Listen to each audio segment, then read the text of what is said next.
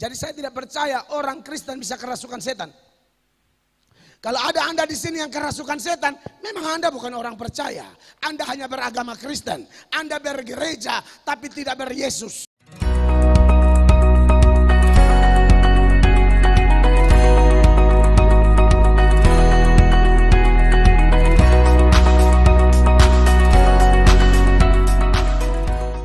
Kita sudah tahu konsep berkat materi menurut PL dan PB itu beda. Kalau PL selalu sorotannya atau penekanannya adalah berlimpah-limpah secara materi. Kenapa? Karena salib Kristus belum terjadi.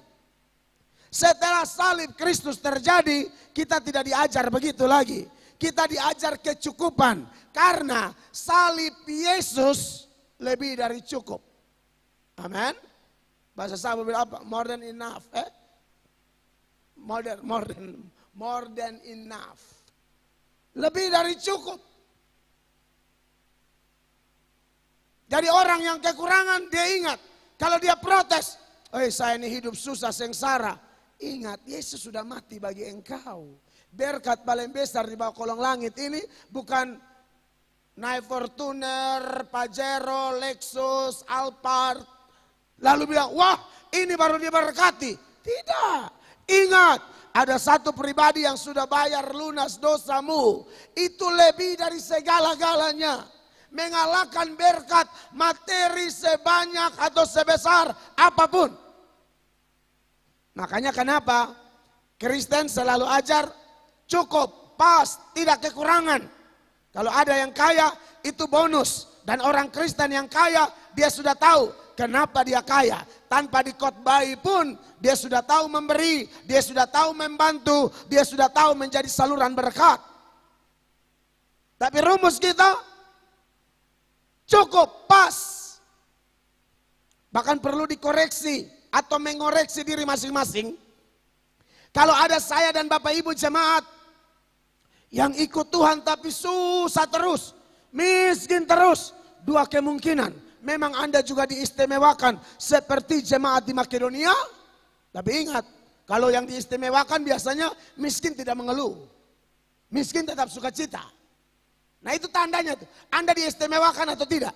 Tapi kalau miskin ngomel-ngomel, mengeluh, salahkan ini, salahkan itu, salahkan pendeta, salahkan pasangan, salahkan hamba Tuhan, salahkan Tuhan. Maka Anda bukan pengecualian itu. Ada yang tidak beres dengan Anda. Periksa ledingmu, jangan sampai tersumbat. Jangan sampai ada dosa-dosa yang menjadi penghalang sehingga berkat itu bisa mengalir dengan baik dalam hidup Anda. Karena John Calvin bilang, kalau ada orang kekurangan, itu aneh bin ajaib. Harusnya Matius 6 ayat 33 itu terjadi. Asalkan kita praktekkan Matius 6 ayat 33 dengan benar. Yang berbunyi bagaimana? Tetapi carilah dahulu kerajaan Allah dan kebenarannya. Maka semuanya itu akan ditambahkan kepadamu. Kerajaan Salomo itu kerajaan yang dipimpin Salomo. Kerajaan Daud, kerajaan yang dipimpin Daud. Kerajaan Koreshi, kerajaan yang dipimpin Koreshi. Tapi kalau kerajaan Allah, definisi paling mudah dicerna adalah kerajaan yang dipimpin atau pemerintahan yang dipimpin oleh Allah. Nah, kita sudah dipimpin oleh Allah atau belum? Kapan kepemimpinan Allah itu berlaku? Setelah setan dalam diri kita keluar dan diganti dengan Roh Kudus. Saya sudah ingatkan berkali-kali toh, orang mati rohani itu jemaat, itu dalam dirinya ada setan. Nah, setan ini harus keluar dulu, diganti dengan Roh Kudus. Tanpa itu Anda tidak pernah merasakan seperti apa pemerintahan Allah dalam hidup Anda dan saya. Matius 12 ayat 28 mengingatkan kita. Perhatikan. Tetapi jika aku mengusir setan dengan kuasa Roh Allah, Ya. maka sesungguhnya kerajaan Allah sudah datang kepadamu. Kalau aku usir setan dengan kuasa Roh Allah, kuasa Roh Allah, maka sesungguhnya apa Bapak Ibu? Kerajaan Allah sudah datang kepadamu. Jadi kerajaan Allah bukan hanya tempat di mana orang percaya mati masuk kerajaan Allah. Kerajaan Allah itu bicara suasana atau keadaan atau kondisi seseorang masih hidup di dunia tapi dipimpin terus oleh Tuhan. Makanya kayak Makedonia tuh, miskin tapi kerajaan Allah ada, tenang. Karena kerajaan Allah ini dalam artian kondisi itu tidak tergantung makan apa, minum apa, pakai apa, tinggal di mana. Barang yang kita pakai itu limited edition atau tidak, barang branded atau bukan, fix atau bukan, tidak tergantung itu. Iya kan? Makanya Roma 14 ayat 17. Mari kita baca dulu ayat ini bersama-sama. 1, 2, dan 3.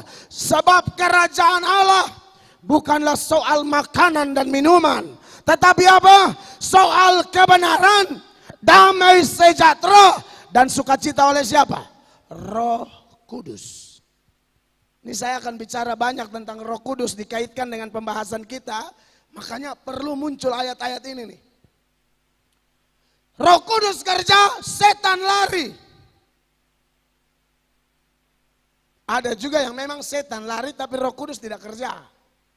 Karena waktu orang itu didoakan, dilepaskan, setan lari tapi tidak ambil keputusan sungguh-sungguh. Bisa. Ada orang begitu. Kan banyak kerasukan setan boton doa. Sudah tidak kerasukan setan, tapi setan giring dia kepada kejahatan yang lain. Setan giring dia kepada pemberontakan yang lain. Makanya dalam Matius 12 itu, ayat 43, ini salah satu data lagi yang mengingatkan kita, supaya kita jangan gagal fokus dengan tipuan setan yang bilang, oh setan hanya ada di kuburan, setan hanya ada di pohon besar. Salah, target setan bukan pohon dan kuburan, target setan orang. Orang, bukan kuburan. Bukan, apa, kayak film-film di bioskop atau Indosiar, beranak di kubur, bukan. Setan tidak beranak di kubur. Dia beranak di diri saudara. Dan setan memang tidak beranak dalam artian kawin mawin, tidak. Setan kan roh. Roh itu kan goib. Dari kata Yunani pneuma. Itu tidak mungkin kawin mawin. Jadi jumlah setan dan jumlah malaikat sejak diciptakan sampai dunia kiamat tidak bertambah, tidak berkurang. Ingat itu. Makanya saya bingung kalau di Kupang pernah ada istilah orang, dia ini kawin dengan Buntiana. Itu caranya karena mana? Lu lompat tarkama atau dia yang tarkama? Dia ini kawin dengan Buntiana, lihat dia muka kayak kuning tuh Buntiana. Orang Kupang begitu tuh. Jadi yang muka kurus, mata menyalak, Buntiana. Lu tahu dari mana dia ini kurang tidur? Waktu lahir tidak dimasukkan di inkubator. Makanya kuning. Haleluya. Saudara, jadi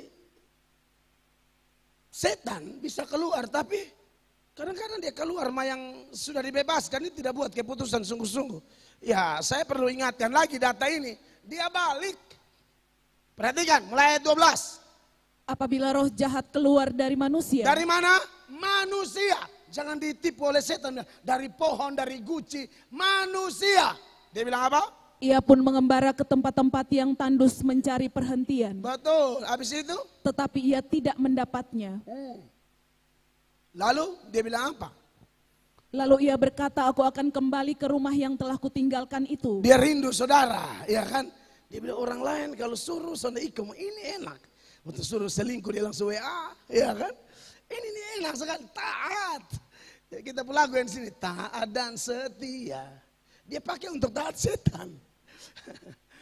Jadi setan rindu ini orang. Wih ini mesti kembali dong. Ini anak dulu omong apa dia iko, kan begitu.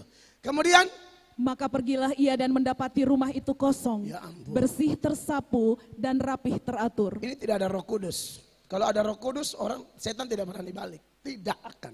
Dia hanya jeb-jeb dari luar. Dia hanya ganggu-ganggu dari luar ya. Ciptakan suasana keadaan Anda hampir celaka. Kayak gitu-gitu aja. Tapi sampai mengganggu pikiranmu masuk di hatimu. Tidak mungkin.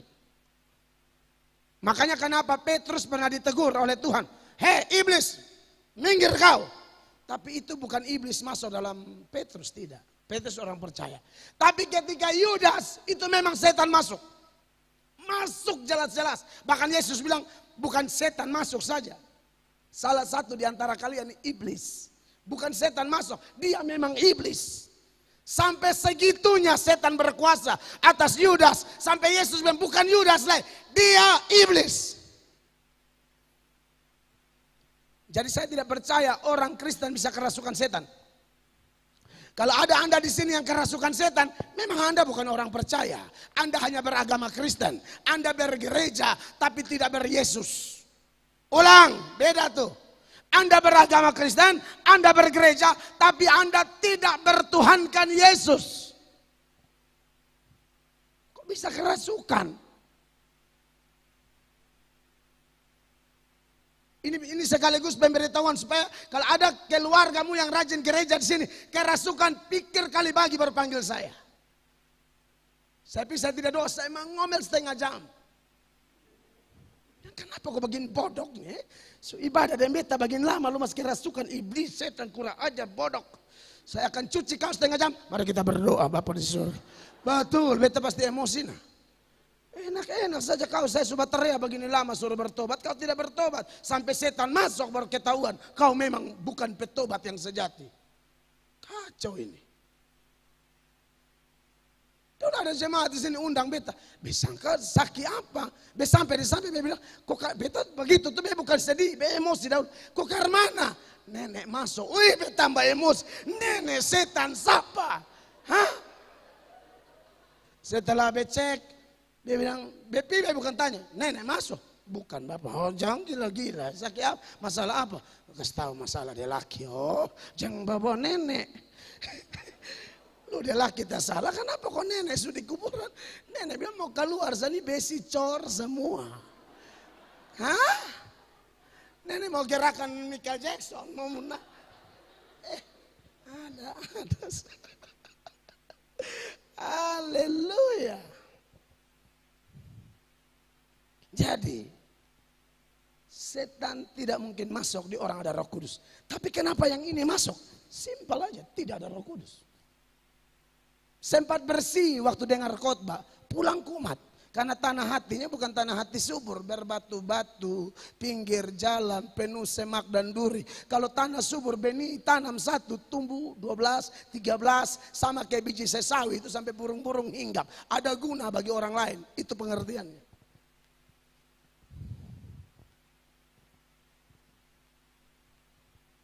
Ini kosong, berisi, sapu, rapi, teratur, kosong, balompong, 45 fatal. Lalu ia keluar dan mengajak 7 roh lain yang lebih jahat daripadanya. Ya. Dan mereka masuk dan berdiam di situ. Maka akhirnya keadaan orang itu lebih buruk daripada keadaan semula. Demikian juga akan berlaku atas angkatan yang jahat ini. Iya. Jadi kekasih Allah, Roh Tuhan berkuasa, damai sejahtera. Kerajaan Allah di atas kita. Amin, kekasih Allah.